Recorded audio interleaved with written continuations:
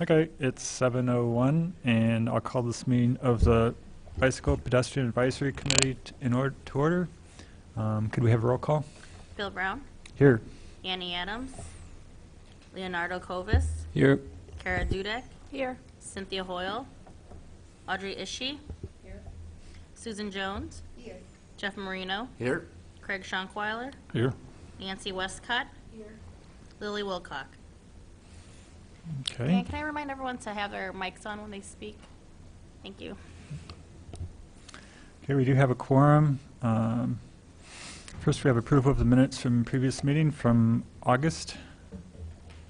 Are there any, could I have a motion? I move that we approve the minutes from the August meeting. Is there a second? I'll second that motion. Okay, moved by Jeff, second by Susan, Sue. Any corrections or additions? Okay, all in favor say aye. Aye. Any opposed? Okay, those minutes are approved. Next, we have public input. Did anybody want to address the committee before the meeting? Nope.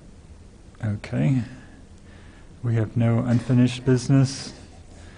So first, we have new business, designated bus stops and pedestrian access. Evan Alvarez.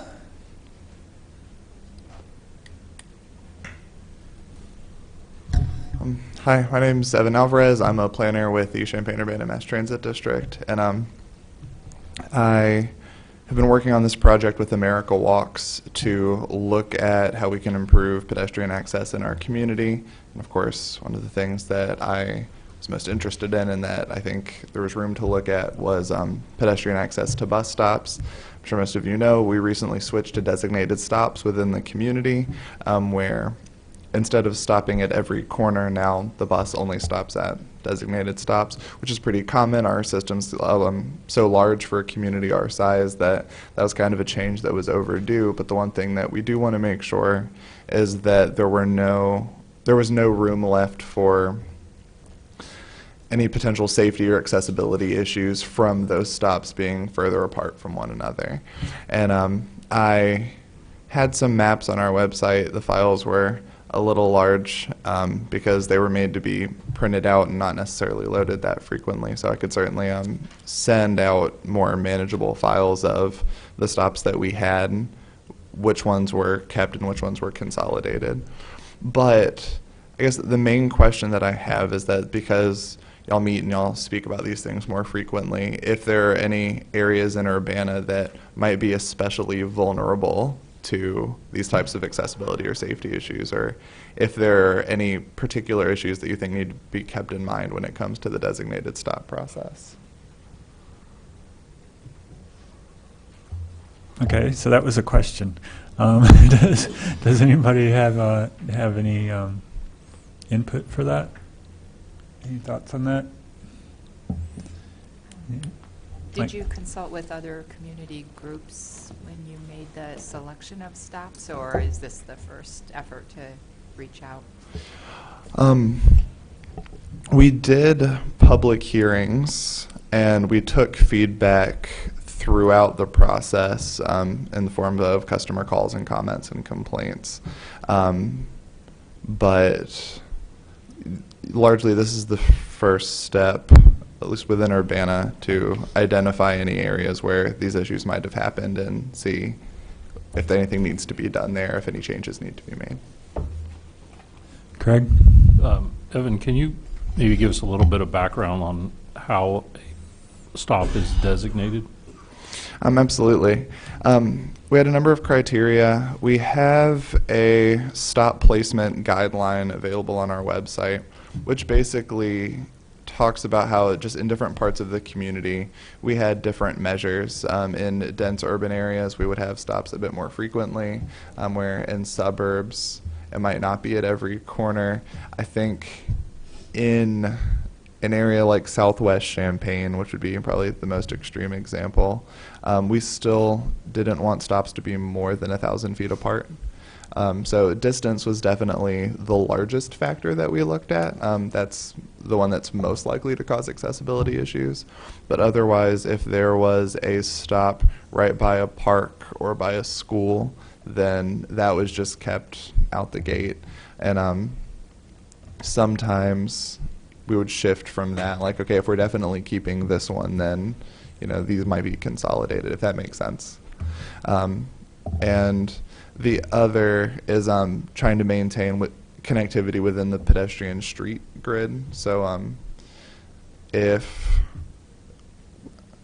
I think not a great example, but like if there was a bus that went down Washington and stopped at Anderson, then we would make sure that a bus going down Michigan would also stop at Anderson so that you could get off at one and connect to the other more easily through those straight shots.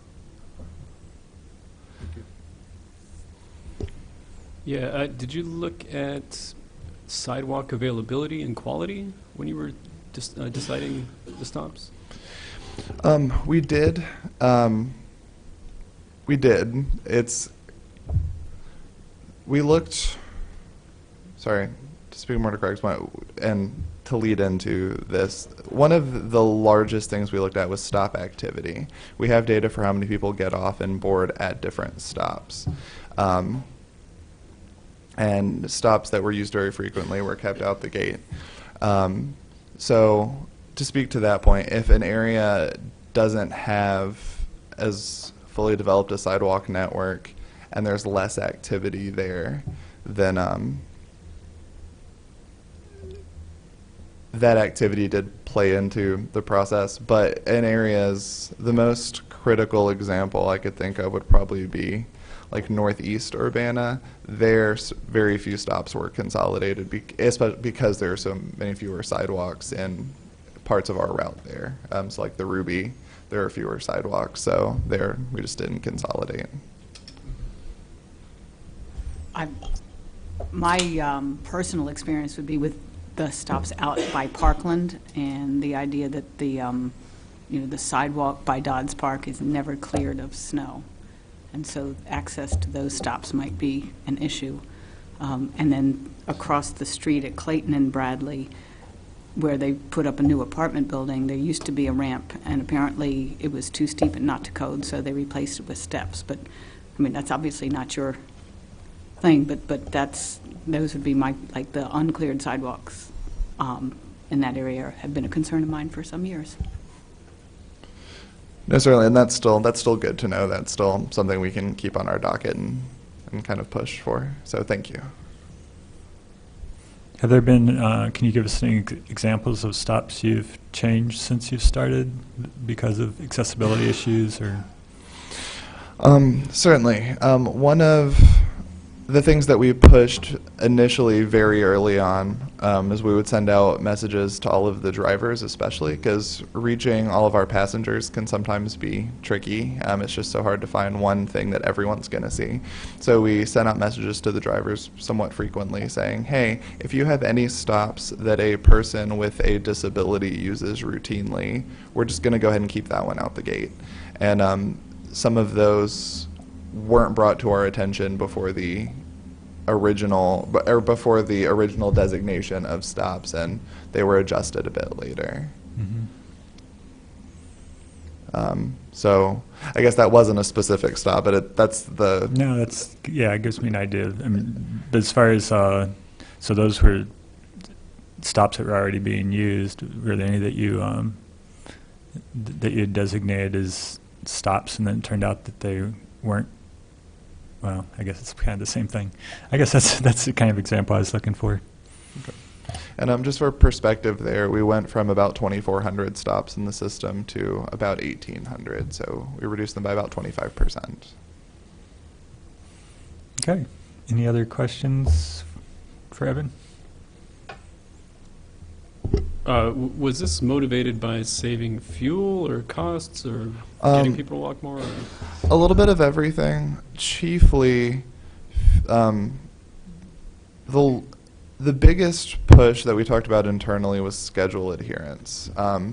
For example, if I'm going along a stretch of road and I can potentially stop at every corner, that means that along a 10-block stretch I could stop up to 10 times or not at all. And in terms of scheduling for us, okay, well, how long are we going to plan for this bus to go down this stretch? That could be complicated. You don't want the bus to be early. That's especially inconvenient for people. But also, if it's going to stop 10 times, it's just hard to stay on track.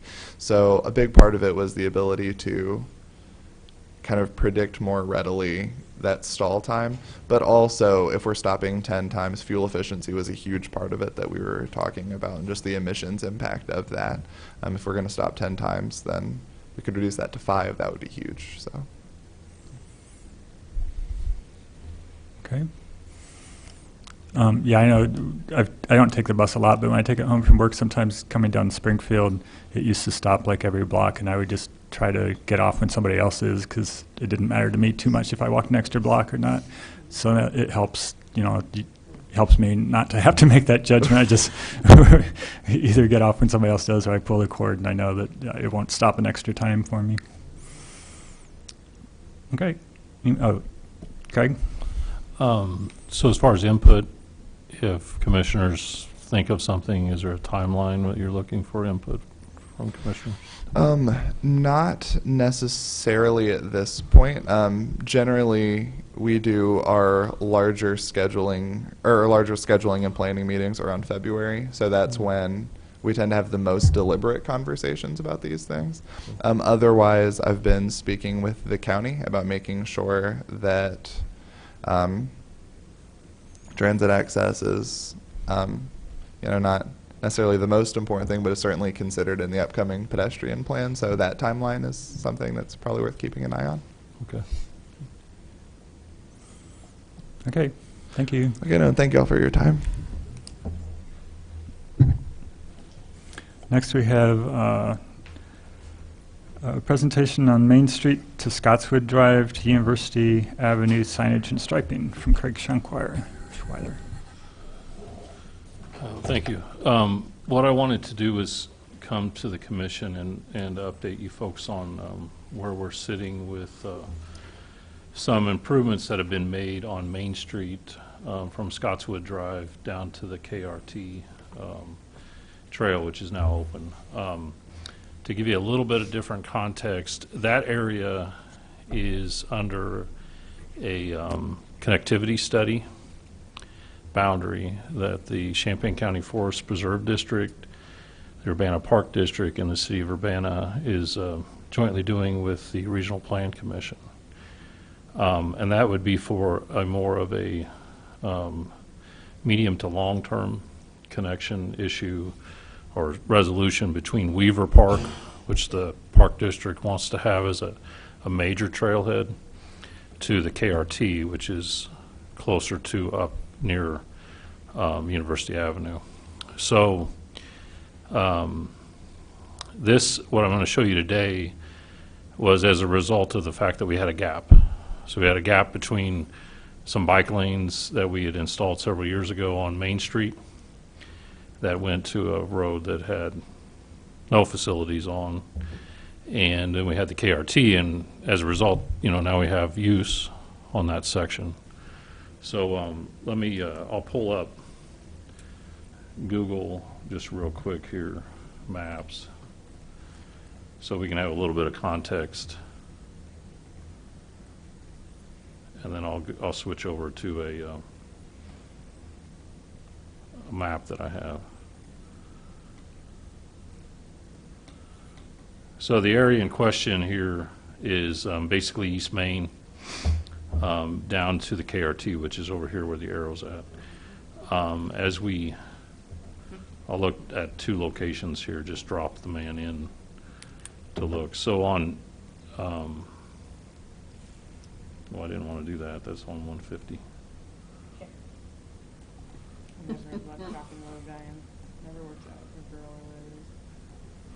Doing it again. I wonder if Doesn't they would wanna have go pictures there. of that street. Maybe zoom in, yeah. We'll zoom in a little bit more. Oh, Doesn't wanna go, does it? photos. He doesn't want to go there. It's interesting that they What wouldn't have you have put in that. there? There we go. There you Got go. it. All right. Okay. Finally. So on this section of Maine, you can see the bike lanes. So we have bike lanes that were put in through an ITEP grant here. a couple years ago, as we head east, the bike lanes disappear. And then we have basically more of a rural type section with 2 lanes with an open ditch on the side here with some what we call depressed curb through. It's got gutter pan throughout here. So when the KRT was built, we started seeing more activity on this street. There was really no indication to motorists, hey, watch out for bicyclists. No indication that bicyclists will be here.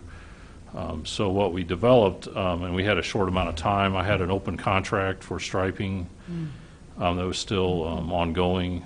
We had favorable weather, so we had to move fairly quick here to resolve this issue. Otherwise, that window closes, and then the contract goes away, it's void, then I have to go through another contract, or we wait till next year. We just felt that we couldn't do that at this time. So I've got this drawing here to show you what we have done and what we plan to do through here. So Smith Road is here over to the left. We have US 150 up here up top, which is otherwise known as University Avenue. We have the KRT over here to the right. This is what we label as the Main Street Spur, which the city maintains via a jurisdictional transfer. And then this area here was the bike lanes. So what I'm going to do is I'm going to zoom in on this area and then just walk to the east.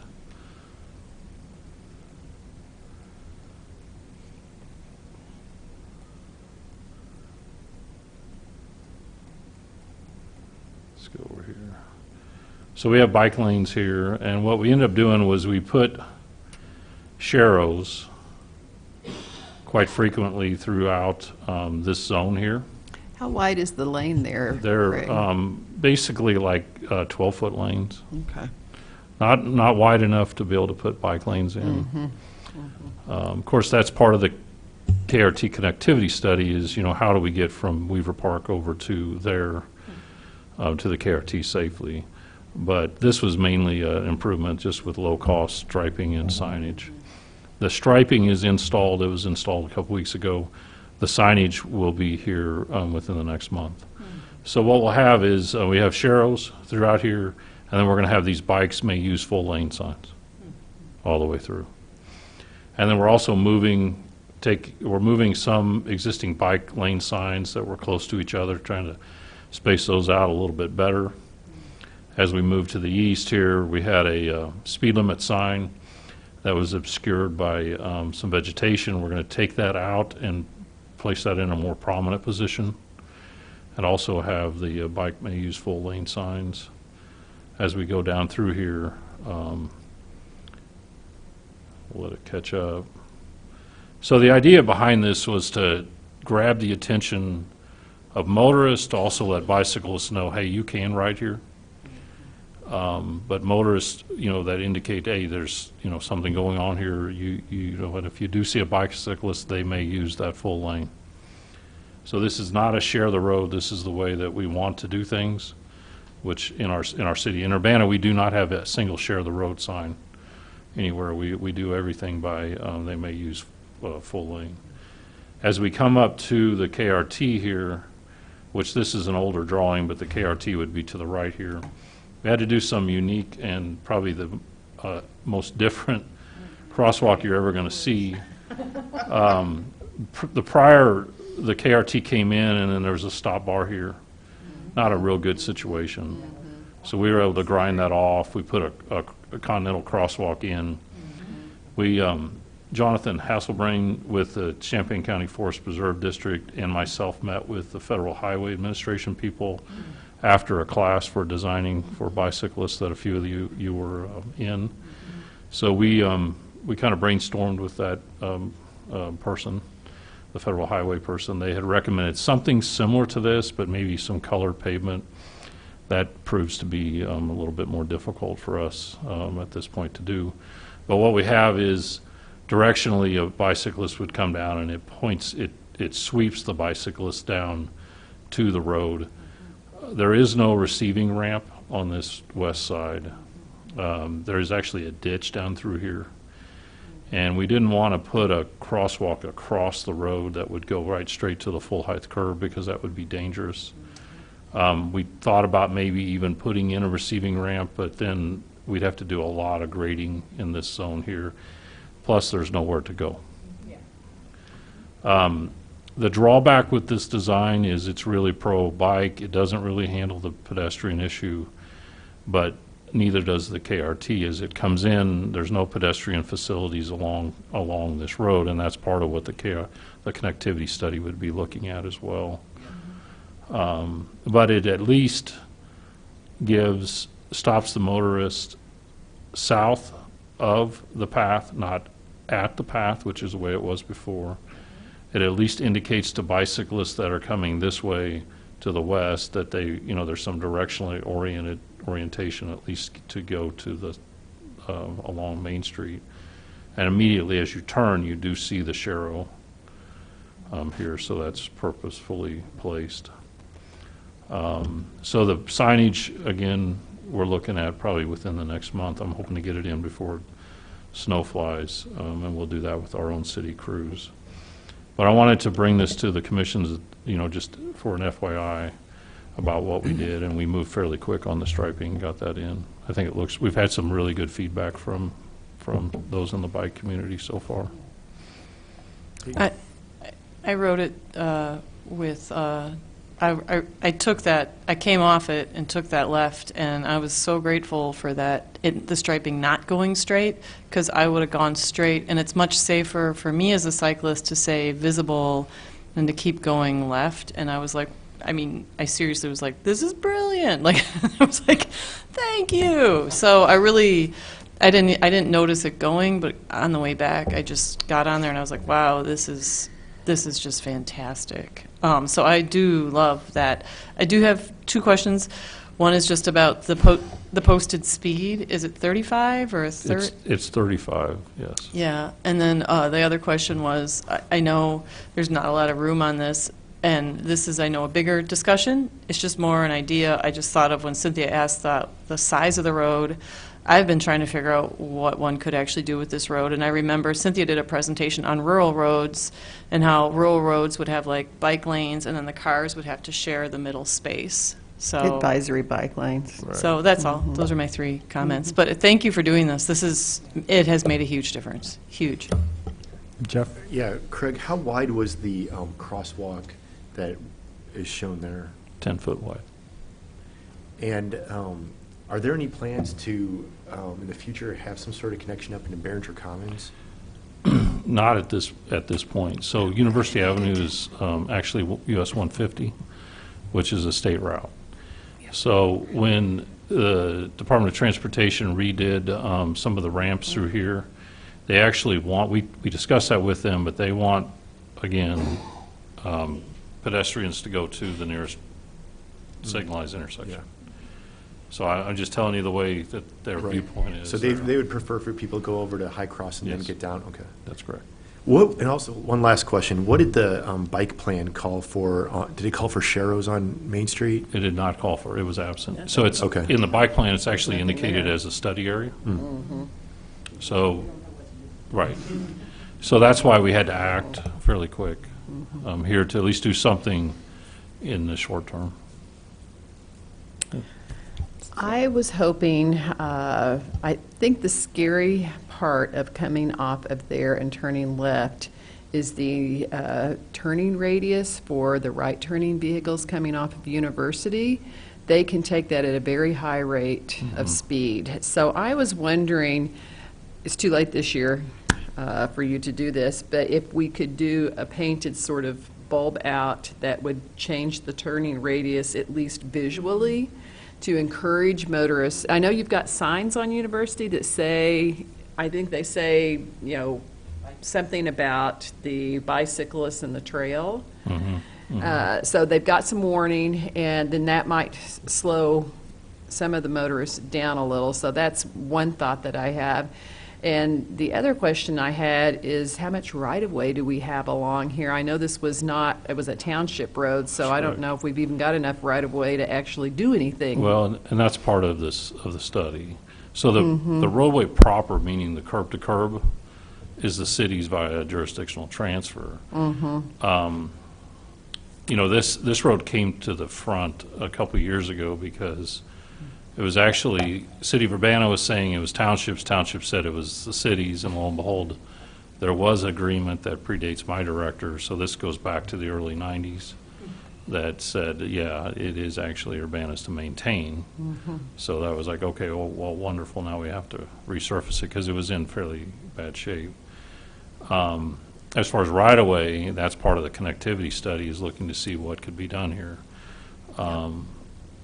You know, if there was, say, a multi-use path put along through there, we'd have to see, you know, with the ownership, and then there may have to be something figured out with the county. It's actually with the township there, throughout there. Gotcha. As far as changing the corner, the issue there just becomes working with the Department of Transportation. When you see corners like this, it's usually their policy, the way that it's been set, because it's adjacent to a state or US 150 route. But it's something we could certainly look into or watch. But yeah, you know, we found out that the pavement's ours to maintain, so we did maintain it, but yeah, there's not a lot of space through there. That's part of the issue here between getting to Weaver Park, is it's not, it's, if it was easy, I think we would already done it, but we just, it's very challenging because this, I guess we'll diverge here, but let me pull out. The issues are space. There's some buildings down here that are fairly close to the street. You know, when we put a multi-use path in, you've got to be so many feet away from the edge of the road for safety reasons. That creates a problem, so you have to have space. Along through here, the corridor is actually owned by the railroad to somewhere in here. So it's not owned by even CCFD. And then Smith Road itself is, even though it's 3 feet or 3 lanes wide, there's no place for a multi-use path there either. So there's just, it's not easy to figure out. But I think the purpose of today was to talk about the short term that we did, to at least make, you know, at least alert drivers that, hey, you know, something's going on here. So. Thank you for doing that. It's a huge improvement. And then as we go along through the connectivity study, we get a little bit more input. And right now, you know, there was a public meeting here, you know, a month or so ago, but there's really not anything to report at this time. They're doing fact-finding information, gathering existing conditions, getting input from the public. But as we go along here, then I'll come back and report on that too. So, any other questions? I just wanted to say I haven't ridden it yet, but I did drive it last weekend, and it made a huge difference to have those sharrows. Because all of a sudden I was looking out for bikes, whereas normally I don't there. So yeah, again, I'll just echo what everybody else said. Thanks, that's really great. Okay. And then I am wondering if there's any plan for extra signage or something for people traveling west and then turning left into Weaver Park. So when they cross from the bike lane into the road, into the left turn lane, are we thinking about anything else to go there? Not at this time. Down at Smith and Main, we did put a stop sign in there, which then helps that crossing movement to occur, so you could come up and then cross over at the stop sign. That's been fairly well received as well through there. Another component to this will likely be some type of interim wayfinding that we're going to try to develop. It'll just be a few signs, but at least it'll point, like say if you're on the KRT, go this way to get to downtown Urbana, you're parked at Weaver Park, go this way to get to the KRT, that kind of interim signage. I mean, we're doing our big wayfinding plan, but we want to get something in that'll direct people that aren't familiar with the area where to go. For me, I think one of the dangerous parts about the 150 corner is people traveling in their car west and turning south, because they would be mostly looking for oncoming traffic trying to get across and maybe not necessarily watching for bicyclists. And the cyclists would probably, I mean, there's all kinds of signage that says this is the end of the trail and everything and stop. So they would look, but they may not realize that the cars coming behind don't have a stop, or that they can't see them, or they wouldn't be looking for them. Is there any kind of watch the left hook sign or anything like that we could put in there for cyclists to do some education? We could look into that. I know on 150 that they, with the KRT, they did put up the bike warning signs, which then show as you're traveling on it as a vehicle, and they've done that on every intersection throughout there. Kind of like There is a, on the KRT it says trail ends here, I think, or something like that. And then there is a stop sign at that location for the trail. So, yeah, we could maybe look and try to, assess if there's any additional signage needed. Any other questions then? Can we lower the speed limit, or does it have to, when you replace, because I did like how hidden the sign was before, now that you're exposing the speed limit sign. Because I did have a car when I was biking on it, drove behind me and then, sped around me on the exterior lane, sped up, went around me, and then barely missed a car coming at him the other way. Yeah, because it's the blind curve. And that person, and the person who did not hit me and did not hit the car coming at him, went down into that little, took a right around and went into that straight little area there.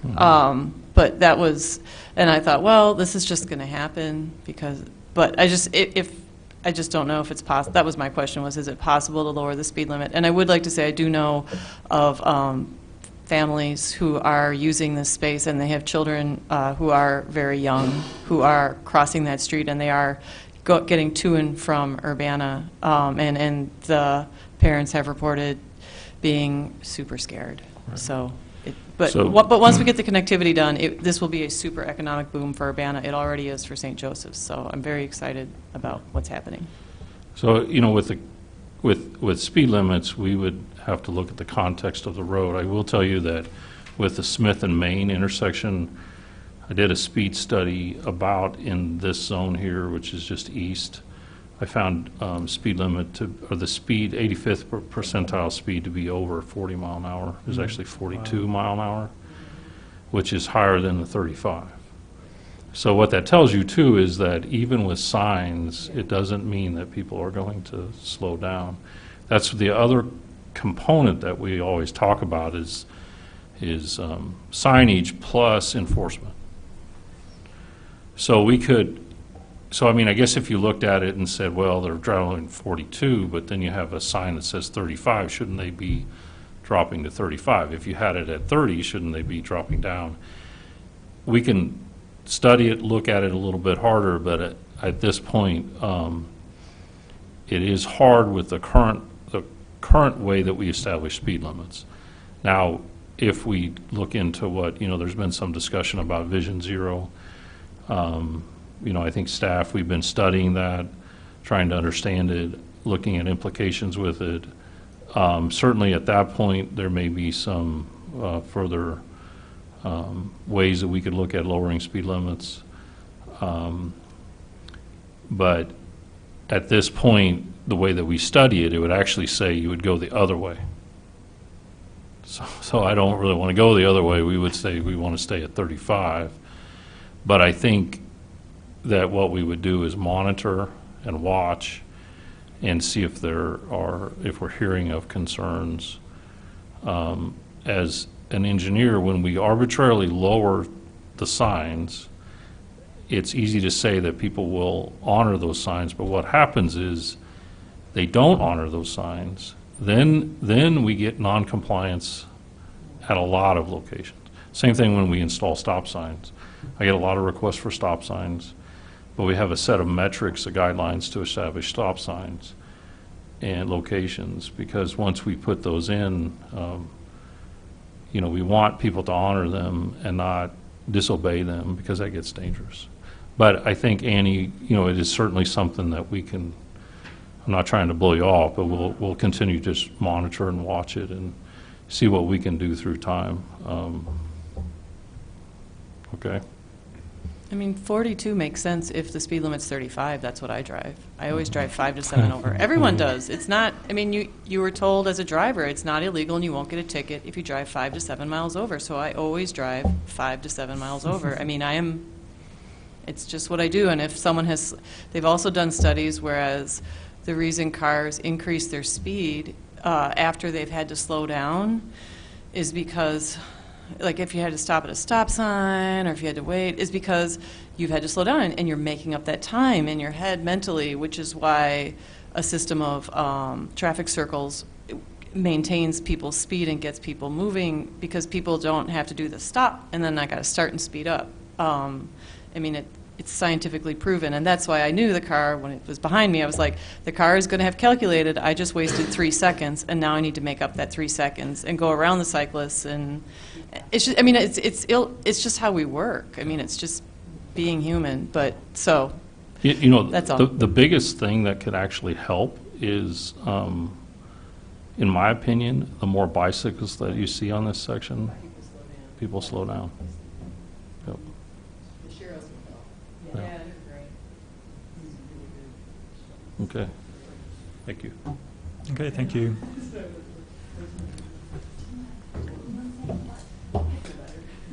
Next we have Cynthia going to give us an update on a few things, a few recent activities. Yeah, this is a pretty short report, but I wanted to just kind of keep you all in the loop, if I can get my drive to fit in here. Oh, did I leave mine up there? Did Should you I take it out? Yeah, you can take it out. Okay. There we go. All right.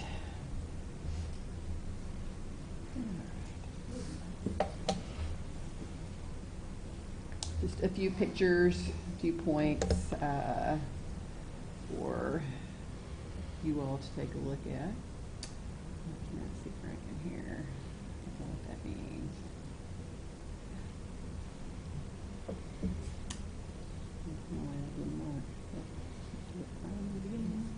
Okay, here we go.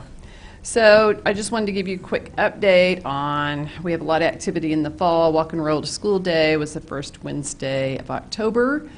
Then that Saturday we had a bike rodeo at Market at the Square, and we are working to schedule a ride for some students that we worked with this summer in the Earn a Bike program on the Kickapoo Trail.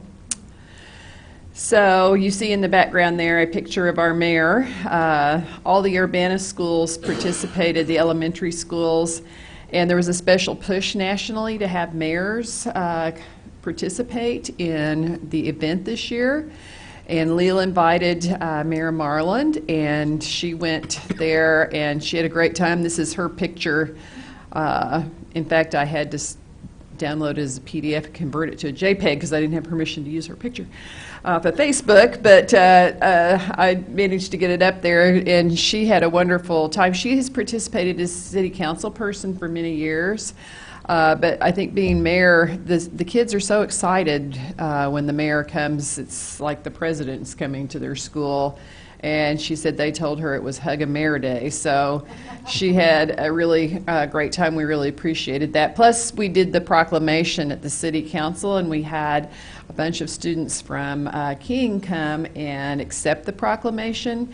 And I should have included a picture here, but I actually didn't have a lot of time to throw this together for you. And the principal told me afterwards that their motto this year is, I can't remember, it's make a difference, or it was something along those lines, and she felt like this coming and accepting the proclamation was helping them with their what they're working on this year as for everybody at the school and empowering the kids. And the Urbana Police Department came to every school. We always really appreciate their support. I borrowed a quadricycle from Nina Paley and took it over to Yankee Ridge. The kids were very excited about that. And did any of you participate this year? I didn't think so. So it was a really nice day. It was threatening to rain, but it turned out really well. UPTV created a really nice video. He must live close to Thomas Paine because it always includes some Thomas Paine footage. And then he went over to Leal, so he had a really nice video. We got some coverage in the media as well, some television stations. And in Champaign, Carrie Busey, Bottenfield, and Southside participated. And at Southside, the superintendent came, and that's the first time we've had that guest at one of our schools. Kathy Shannon is a school board member. She often participates in Safe Routes to School, things like our steering committee meetings. And a city council person, Alicia Beck, joined the students there.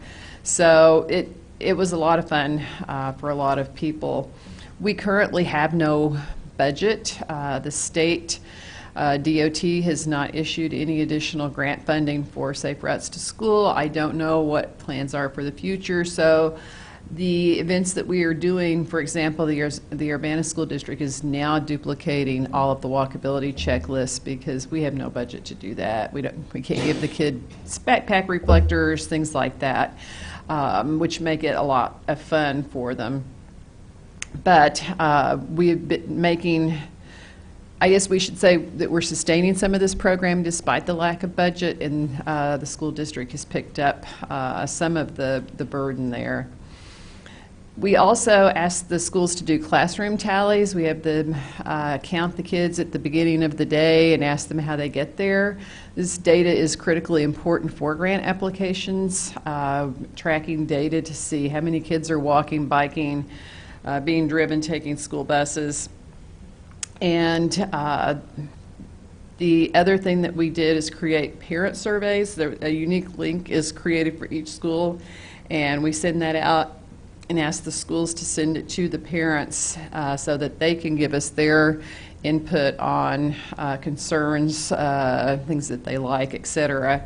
So those have gone out. Those don't close until in November. We send all that to the National Center for Safe Routes to School, and they process that data and create some really nice graphics for us we can use in reports. This year we'll have to take the tally sheets and enter that data on their website. They also have, Congress has cut the funding for Safe Routes to School, so they also do not have the kind of funding that they did and can no longer process any hard copies, so all the data has to be submitted electronically. We did a bike rodeo market at the square. We moved 2 years ago further west in the parking lot across the street from the market, and we had 5 kids participate in that bike rodeo, so we had not done it again, although in the past the market at the square had been a reasonably robust bike rodeo. We'd had 25 to 35 kids and sold quite a few helmets. We decided to give it another shot. The weather was nice this year. 2 years ago it was freezing cold. We also didn't get quite as much publicity out last 2 years ago, and this year we did pretty well with that. And we still only had 5 kids come through the bike rodeo. We did sell more helmets. We had helmet sales this time. We did not 2 years ago. So the location, I think, is part of the issue for us. We're kind of invisible down there. So we'll have to talk about how we want to do that. We would like to offer a public bike rodeo in Urbana. Playing It Safe, which is the biggest bike rodeo of the year with an average of about 90 kids going through, is now moved to the Leonard Center in Champaign, although it's been rained out the last 2 years. And the other big bike rodeo that we have is one at Garden Hills. They call it Spring Fling Neighborhood Services in Champaign. Does that in conjunction with Garden Hills Elementary School, and we usually run 60 or 70 kids through that. So means most of our bike rodeo activity in terms of the larger public events is happening in Champaign. So we'd like to figure out how to have one in Urbana. We don't know. We don't have an answer to that issue yet, but I wanted to let you know. We had plenty of great volunteers this year, and they spent a lot of time hanging around in between kids. The kids that came got a lot of individual attention and some great instruction, and some of them bought helmets, so the people who came had a good time. And then the ride with the kids from Don Moyer, we wanted to try and maintain contact with the students, and so we've invited them to try and take a ride on the Kickapoo Trail. I think the trail presents us with an opportunity to reach out to groups that might not otherwise take advantage of that facility. But I feel that we need to have some sort of organized effort to contact, engage, and facilitate some of the other groups of people in our community to enjoy that facility. Some of you were at the presentation at the Y recently. We brought in a scholar from Rutgers, the Voorhees Transportation Center in New Jersey, and he has a $1.8 million grant from their DOT to study minority communities and their participation in bicycling. So he's doing some really impressive work on that. And what he found is that minority communities are interested in bicycling recreationally. They are interested in having facilities in their community. They are looking for more access to bicycles and maintenance of those bicycles, and they're interested in bike share. There are a lot of interesting things in his data, and I think in our community we have some of the same issues that he was looking at in his study, and I wanted to say to you that I think we as a commission may want to take a look at that and think about ways in which we can engage populations within our community that are probably interested but may not have access to equipment or knowledge of opportunities for bicycling. We do a lot of fun rides sort of amongst ourselves in the bicycling community. I'd like to see us do more engagement and outreach. So that is all that I have, and if you have any questions, I'm happy to answer them. And that ends my presentation. Yeah, thanks. On the Walk and Roll to School Day, I know I didn't get a chance to participate this year, but I've been at Wiley and Thomas Paine in the past. I know there's usually like a short walk, usually where the students would meet and then walk either a block or a few blocks to school, which is really nice. But is there something equivalent for the cyclists? I noticed there was one pretty long walk for the Leo School group. They met clear over like by Cottage Grove or something, is that The right? schools organize their own events. And so it depends on what the school does. And I think at the schools, most of the time it's been the principal or a staff person who's charged with engaging with the parents who has organized their events. It would be nice to engage the PTOs more and think about ways in which we could do a more interesting walk for some of the schools. The schools have arranged for the buses to drop the kids off so that they can walk, and so they're looking for a place with a parking lot that they can gather. And I think at Leal there are they've got some facilities nearby, the parks and other things that they can drop the kids at that make it a little bit easier. For example, at Wiley, the church is right there with a great big parking lot, and so I think that's made it very handy for them, but it's only a block. Yankee Ridge had multiple locations that parents and kids walked from and school buses dropped off. King has been doing something in the park, and in fact the principal's been leading the kids in exercises before they go into school as part of their activity. I haven't made it over there in a couple of years to see that. And Thomas Paine, I don't remember, I don't know that they did. They used to drop them off at the Burger King on the corner, and then they'd walk. But They I don't drop know. them off at Kinch, I think, now, like Kinch in Florida. and then walk. Okay, that's right. That's what I have done. It's been a few years since I was there, but that's what they did the last time, yeah. I think I did notice a lot more parents riding, like for the kids that did bring bicycles, tended to come more with parents. And there were a few kids that looked really unsteady on their bicycles and were by themselves. I was a little concerned about them, but maybe just making sure that the parents are aware of it and encouraging them to bike pool or get other kids in the neighborhood to go with them if they are able to? Well, in Urbana, all of the kids were sent home with a letter to the parents, a safety tip sheet, the walkability checklist, and a Safe Routes to School map for each school. Each school has their own individualized packet. So every year the parents get that information. So it's not from lack of trying. I also send the schools a set of school announcements that they can use the week before, and posters and flyers and other things. So we've made a considerable effort to provide that information, but whether it's actually reaching the parents, I don't know. It could be that, things that go home with kids, sometimes I would find things that were weeks or months old in the bottom of my son's backpack. So he was the only one in grade school when we came here. So sometimes those things don't appear to the parents. I'll say from the Thomas Paine standpoint, I didn't get any paper documentation before or after. But like you said, there's several times where I get announcements weeks after they've happened. The event's already happened. So it wouldn't surprise me if I got something in the future. But I will say I did get the email, and I filled out the survey. So that worked out pretty well. Yeah, I wonder if we should ask the schools to send out an email announcement to sort of, we could do that and see if they will send something out. If they have a school newsletter or something like that, we could try and do that.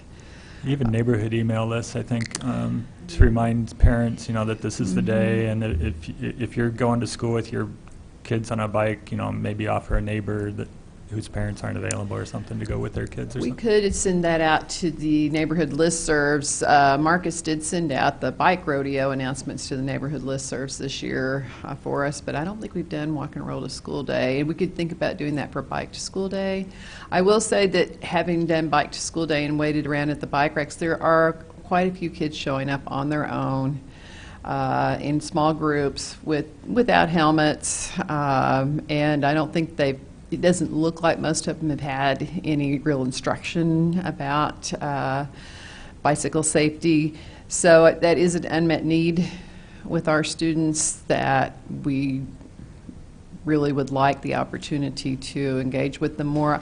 I met with Risk Watch this year, and they are going to try and incorporate us into that program. So I will be looking to some of you, particularly the LCIs, to assist because they go to every school in both school districts, and in Champaign, that's a lot of schools. It's not a long thing that we would be doing, but this is the first opportunity we've had to actually engage at every school in some sort of presentation with the kids. I think we'll talk about helmet safety and we'll probably do an egg drop demonstration rather than a melon drop, because melon drop's a much bigger production. It's more dramatic and it's more fun because they can see it all better. But that's probably what we'll do. Annie? Would you have any interest in doing a bike rodeo on a First Friday? Sure, absolutely, especially like in the spring during Bike Month. I have it from an authority by the name of Kristen Walters, who's in charge of Imbibe Urbana, that you would be more than welcome to do it on a First Friday. Yeah, we could do that at a First Friday, particularly in May, because the weather should be better by then. But we will need help. That's one of the issues, is getting volunteers for those. It's a pretty labor-intensive activity. No experience needed and no special knowledge, but the people who are here, like I think Audrey pumped up the tires on every single bike for us. This last bike rodeo, Sue came by. It's a very labor-intensive activity. Even without the kids there, just the setup takes about an hour to get underway. Plus, the bikes hadn't been out in a while, so they were in need of attention. Isn't there also a Bike to Work month? Or? May is Bike Month, and Bike to Work Day is there. Bike to School Day is there. So, because didn't I do a bike rally on a First Friday when we had the bike races? Was that May? Because we could put you could. Yeah. Okay. It's all coming together. Yeah. All right. One other quick note, I would tell you I didn't include it in the presentation, but we had facilitated the creation of a walking school bus program. For those of you who don't know what the heck I'm talking about, that is where we have designated routes that trained adults walk with kids as if it were a bus going by and picking them up. And the volunteers wear brightly colored vests that we bought with our last grant that we had. And they engage the kids in activities. We have pedometers that we have often given out to the kids. And we've mostly set that up. In the past, it was in the mornings only for about 6 weeks. The school district was paying a facilitator, a coordinator to run that program. And he moved away, so they are hiring a new one, and they also used a staff person there to organize it this fall. When she came by to get the vests, they have expanded it to all but 2 of the elementary schools. We were just doing it at Lille recently, and I was very excited about that. And they have a whole bunch of kids signed up. They need more volunteers, and they want to expand it. She sent me a report on it that I've shared with those of you on the steering committee. So I was very excited about that expansion and the school district sustaining that program on their own. At some point in the future, we will run out of vests. They'll have to invest in some of that equipment themselves. But it's been a lot of fun for the kids that do it, and I'm awfully pleased that a lot of the programming that we started with our grant funding is being sustained even without grant funding. The school district has picked that up. So, Any other questions or comments?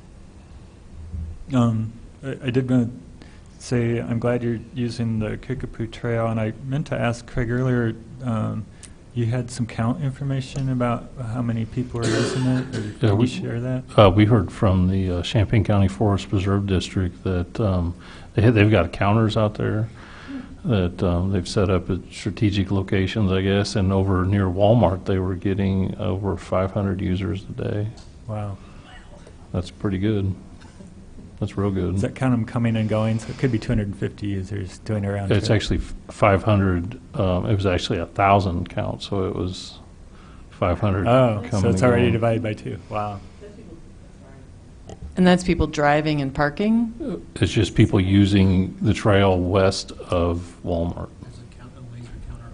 Yeah, a laser counter on the trail. So if I go across, am I being counted if I go across the giant street and just Probably ride? not, no. That's what I was asking. No. All right.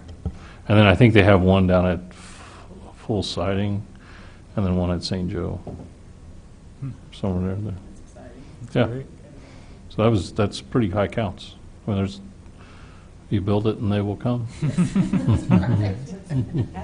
Yep. we have the hint up trail demand. Yeah. Okay. Anyone have any announcements?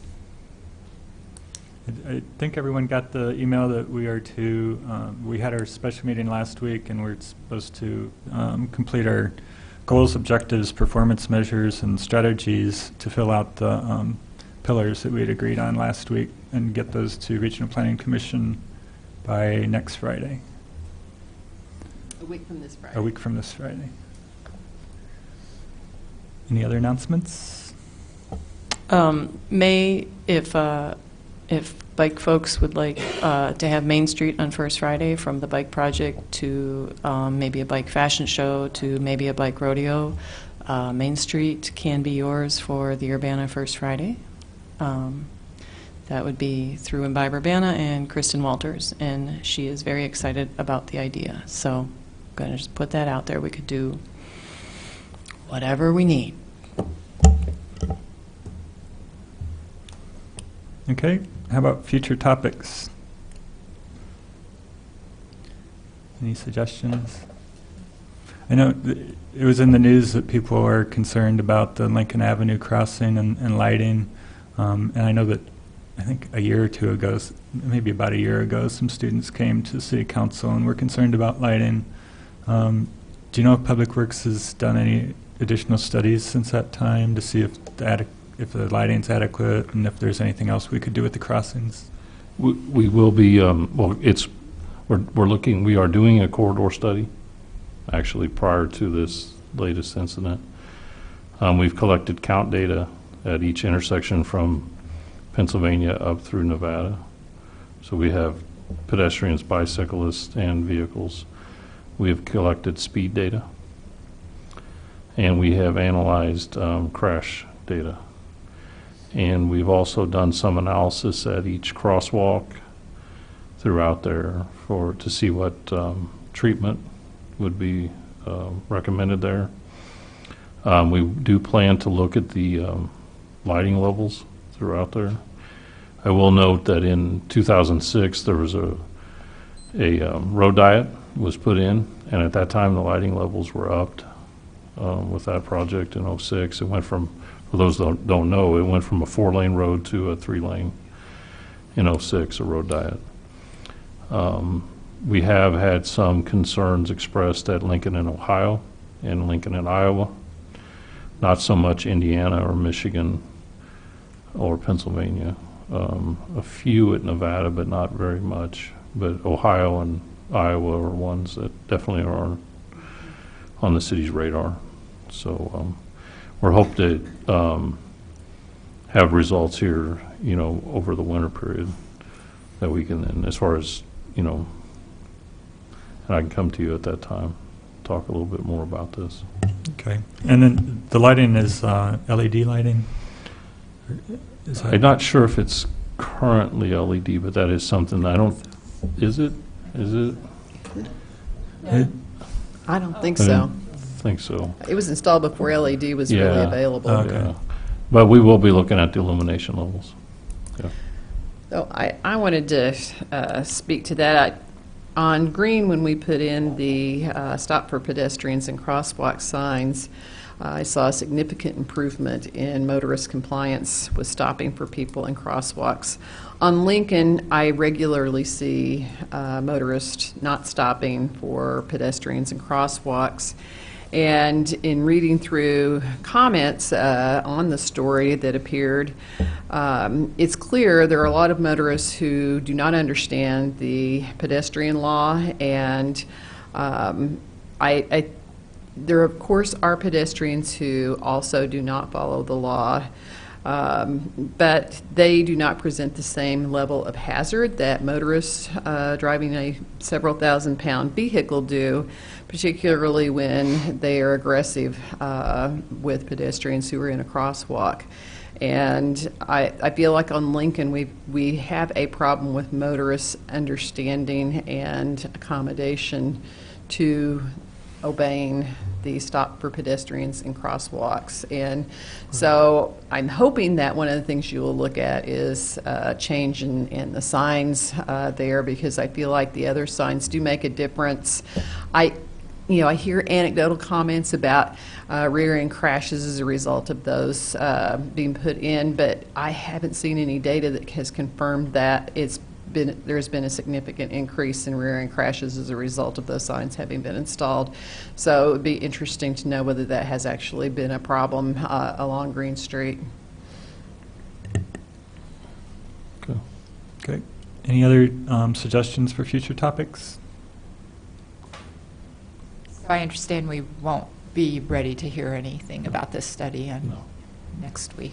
No. Okay. Do we want to talk about timing on the pedestrian crossing lights in downtown Urbana? Have we brought that up in a while, or do we want to? We could suggest that. I don't know. Is it? It's in my it's in my arena, and I can tell you that we have staff that are swamped at this point. I've got 2 guys coming in. They're actually right now out on paving. They're paving North Lincoln. So I guess I'm just telling you that I don't have timing isn't there at this point. So I mean, we can put it on there, but I'm not sure I'll be able to get to report much on that. I'm just telling you the reality of a small staff. So. One thing that could be of interest, I'm not sure whether it's a future topic at this point, because I think it should be incorporated into a larger Vision Zero discussion, but there is now a National Vision Zero for Children campaign underway. And that is something that I would like to take a look at and think about how Urbana could participate in that. We also have winter coming, and we'll be launching the volunteer snow removal program again. We've had really light winters the last 2 winters. We'll see if that happens this year, and if so, then it won't be a big issue. But if we get a lot of snowfall, once again, as someone mentioned, Sue mentioned, the lack of removal of snow on sidewalks presents a considerable barrier for the residents in our community who are not driving but using other modes. Okay, anything else? And Cynthia, didn't you complete was it a pedestrian plan at some city similar to the size of Urbana? Was that you who did that? I did a bike plan in Iowa City. There are some pedestrian plans that are being worked on in other communities. I'm not one of the people working on that. But I think there are some good examples out there, and those have been looked at. I mean, we discussed them a little bit at our meeting last week as examples of plans that we could sort of look to for information. Yeah, I just wanted to make sure if someone had done recent research or done something recently that they were that we were all understood. We saw the work, so maybe that's what was hitting me was the Iowa City. If that's of any interest to look at your work on the Iowa City plan, is maybe is no interest to anybody, but I don't know. I thought I would bring it up.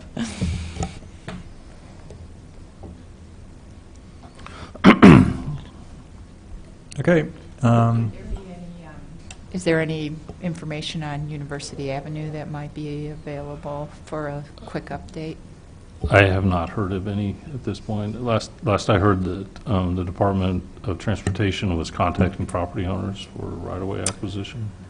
That reminds me, I saw reported somewhere that they are resurfacing University, and I thought that was an interesting piece of information because that would present an opportunity for them to look at those locations. And so if you could check into that. Well, the resurfacing is part of the project that was presented.